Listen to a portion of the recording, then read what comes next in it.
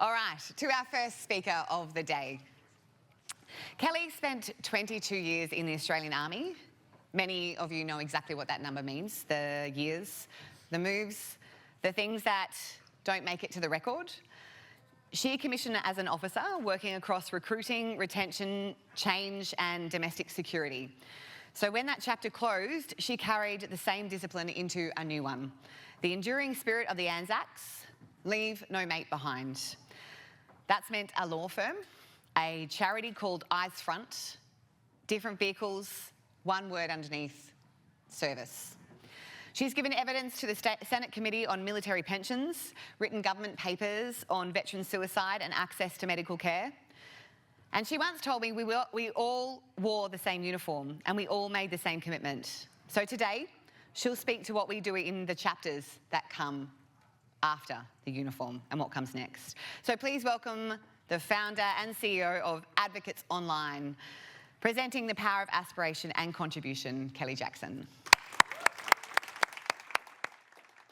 Thank you, Kelliegh.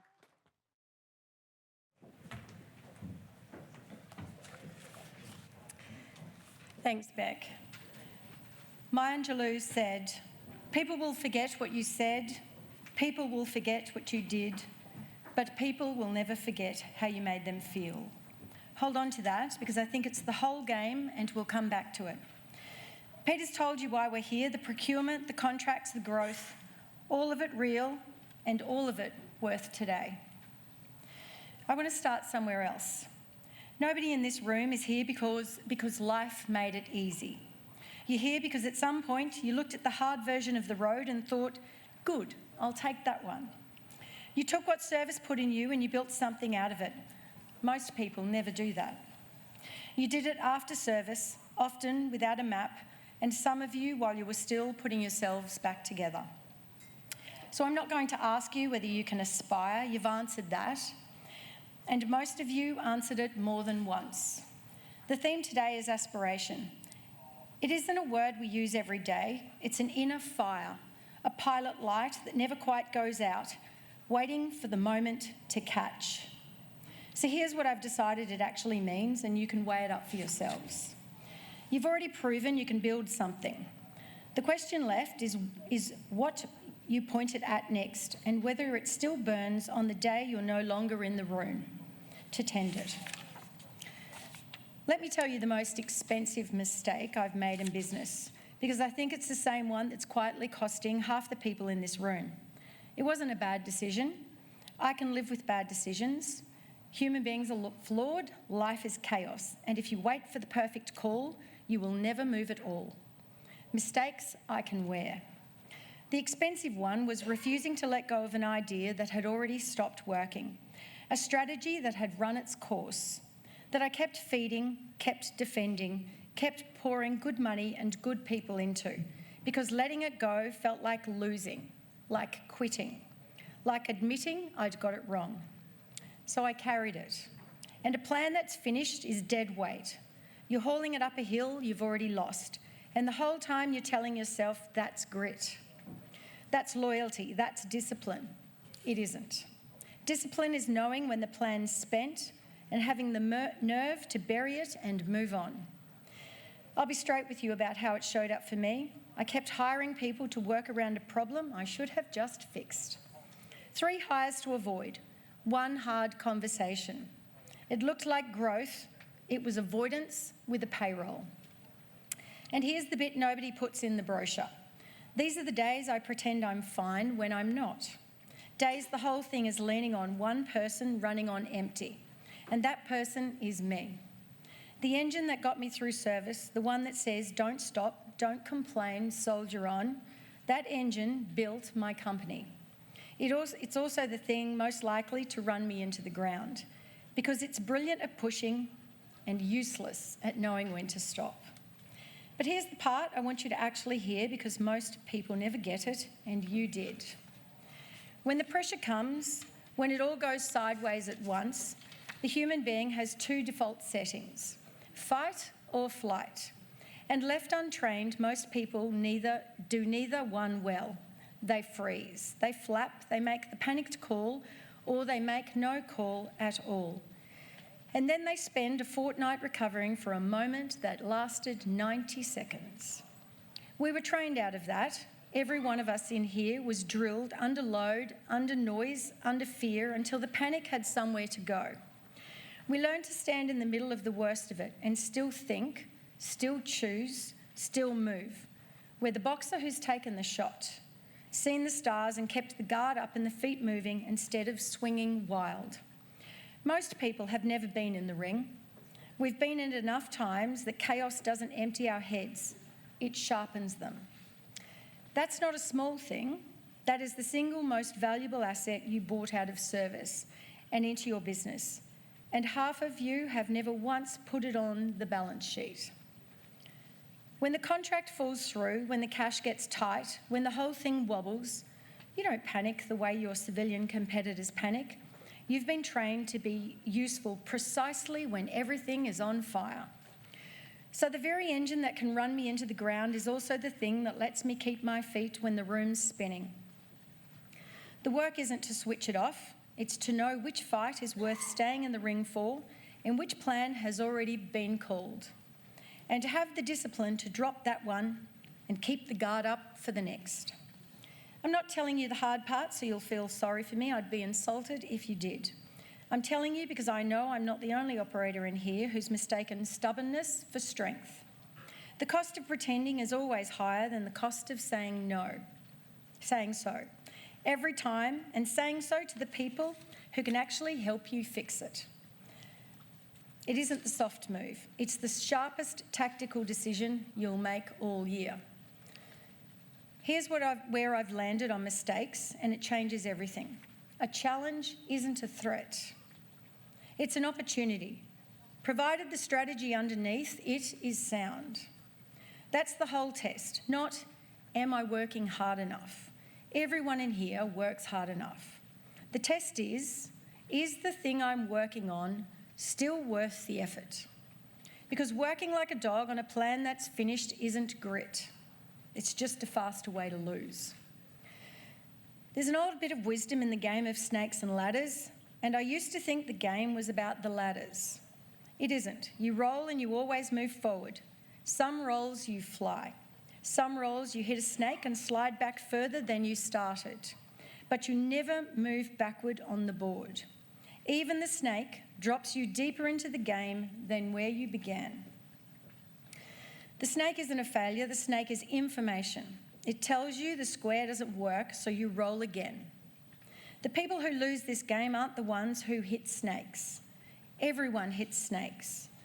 The ones who lose are the ones who sit on the square they slid to, arguing that it should have been a ladder. There's a writer, Dr. David Hawkins, and the one idea I took from him is that the words we use carry weight, real weight. The kind that either drains you or drives you. Call your setback a failure and you'll carry a failure into every meeting for a month. Call it a snake, a bad square, information, and you roll again. Same event, completely different fuel. The good news, as far as I can tell, is you already have the hard part. You have the character other people saw in you before you saw it in yourself. The only open question is whether you'll spend it building something alive or burn it defending something that's finished. The other good news is you're not doing it on your own. Two names made this room possible, and I want them said out loud because rooms like this don't build themselves. Commonwealth Bank and the veteran business community. I'm not going to stand here and pitch them to you. They'll do that themselves and they'll do it well. All I'll say is this. They backed a room full of veterans in business before they knew what any of us would do with it. That's the same bet you make on a new hire, on a new contract, on yourself every morning. Someone has to decide you're worth backing before the results are in. These two did that for today. So go find them and have a chat. See what they've got to offer. Here's a picture I want you to put in front of you. Your life is a book. It has chapters already written, and some of them the pen wasn't in your hand. Service wrote a few. For some of us, injury wrote one. The system wrote one and didn't ask our opinion on a single word. You know the chapters I mean.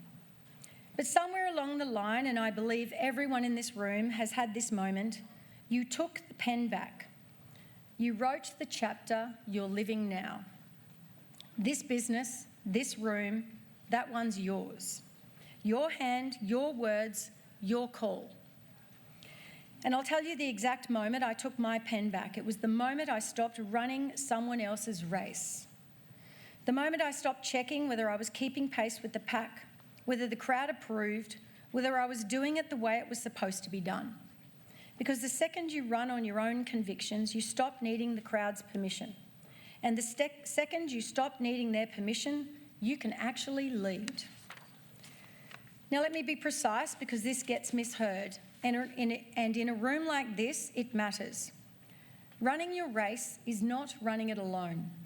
I'm not telling you to be the lone operator who needs no one, because that's the exact thinking that's put good people in the ground. Running your own race means the crowd doesn't get to choose your direction. It does not mean you cut your people loose, you keep them closer than ever. You just stop letting the pack set your heading. Because here's the physics of it, and it's simple.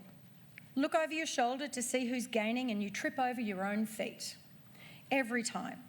You cannot run a strong race looking sideways at everyone else's. You run it looking forward, eyes front. That's not a slogan, it's the only way to run without falling. So this morning, before a single expert speaks, I want to try something with you. There's a card on your table. It's called Eyes Front. That's the name of my charity. And it's on the card because it's the whole idea in 2 words. Not eyes down in shame, not eyes back in regret, not eyes sideways chasing the pack. Eyes front, your own direction, chosen on purpose. The way I'd have you fill it in is something we used to call dead reckoning. For anyone who never navigated the old way, dead reckoning is what you do when you can't see where you're headed. You fix exactly where you are, honestly, not flinching. You choose your heading and you commit and you move. Before the fog clears, before the map's perfect, before you can see the far shore, that's it, that's the whole game. Open the card and write the next 3 chapters of your life. Just the headings first. 3 chapters written in your hand while the pen is yours. Choose the words with care, because the words you write become the fuel you run on. Then pick one, just one, and write what that chapter actually says, not the plan, the truth of it. Then I want you to pick up the envelope on your table. And I want you to slip your book into the envelope. Then seal it. Your name on the envelope, sealed this morning before the day starts. It's a time capsule. Keep it. Preferably hand it to the team, and we'll give it back to you next year.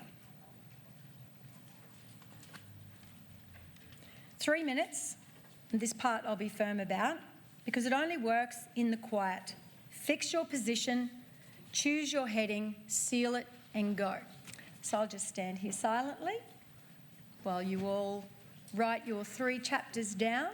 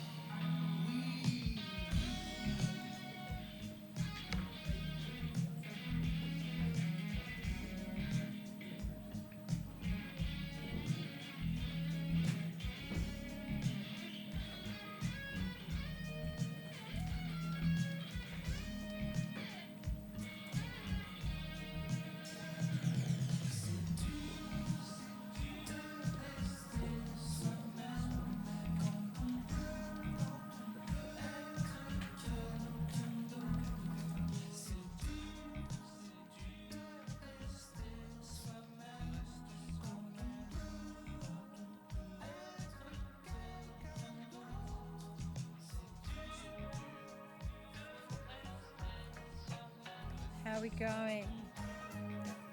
Excellent.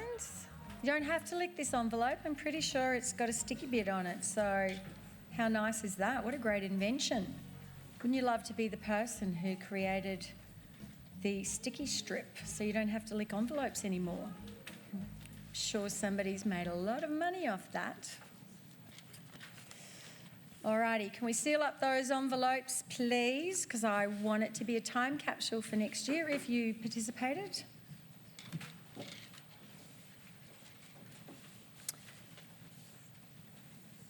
Alrighty, so you've just done something nobody else at this conference will do today.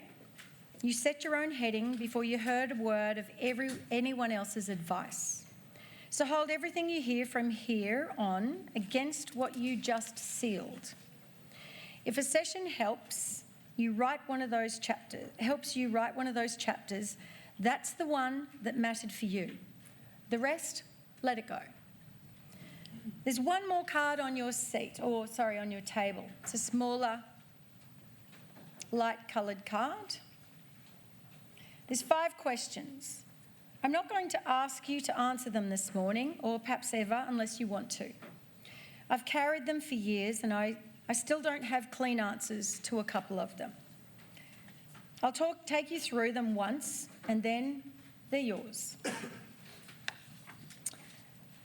Purpose. The first question is about purpose. We all start somewhere, a first day, a first reason. And I've watched how quietly the reason turns into the routine, and then the routine turns into the reason. And you forget you ever chose it. So what did you come here to do, and are you still doing it? I check mine on a Sunday night, not my values, my calendar. Because the calendar's where the truth lives. If my week doesn't match my purpose has already drifted and I just haven't admitted it yet. Future. The second is about the future. What we decide this year shapes the lives that aren't in the room yet, not just other veterans, our children. The town you run your business in, the country that's going to inherit whatever the standard we set. The decisions feel small and commercial while we're making them, and then they turn out to be the thing that the next lot builds their entire world on. So what future are you building, and would they thank you for it? I'm still working on mine. Truth. The third question is about truth.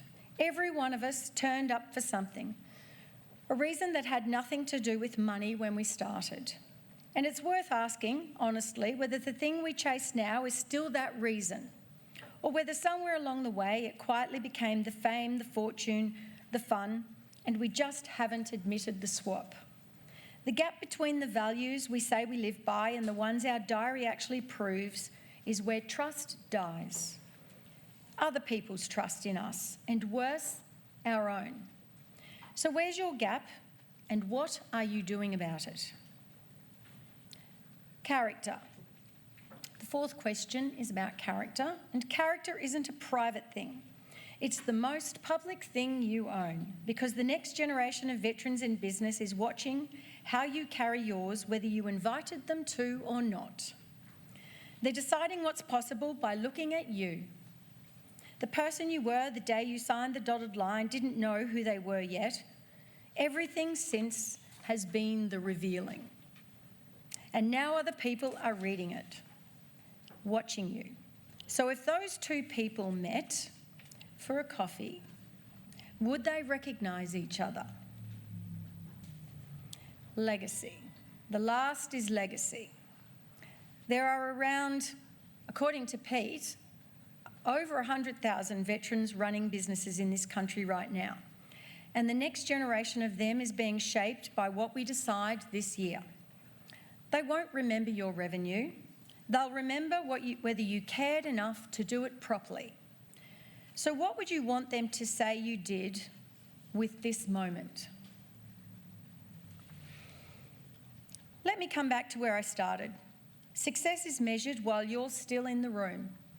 Legacy is measured after you've left it. Tonight there's an awards ceremony and people will stand up and be recognised, and that's right. Clap until your hands hurt. But notice what you're clapping for. Success is what happens while you're still in the room to receive it. Legacy is the other thing. It's the veteran who walks a path you cut. The business that runs clean when you're not there to hold it up.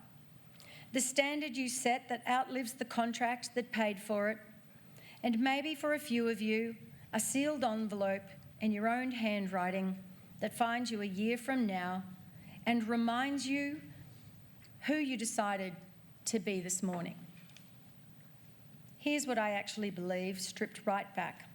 Human beings are flawed. Life is chaos. Nobody's coming to make it fair. And I wake up every single day wanting to give it another crack anyway.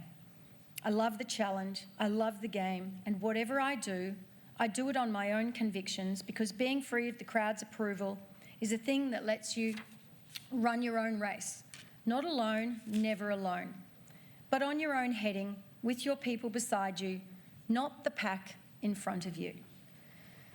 G.K. Chesterton said, "The true soldier fights not because he hates what's in front of him, but because he loves what's behind him." That's the difference between running your own race and running it alone. You run hard on your own heading because of what's behind you, not away from it. You only move in one direction on that board, forward, so build the thing on purpose while the pen's in your hand. Drop the plans that have run their course fast and don't call it quitting, call it clearing the deck. Keep your convictions, keep your people, and stop looking over your shoulder, because that's how you trip. And remember what Maya Angelou told us at the start. They'll forget what you said, they'll forget what you did. They will not forget how you made them feel. Every one of us is a path someone else is going to walk. You don't get to choose whether that's true. You only get to choose what kind of path you leave. So I'll leave you with one question, and this is the part I'll insist on, not an invitation, because I think it's the only one that counts. When you've left the room, what will be standing because you were in it? That's what eyes front means. Not down, not back, not sideways at the pack, forward, on your own heading, towards the thing that outlasts you.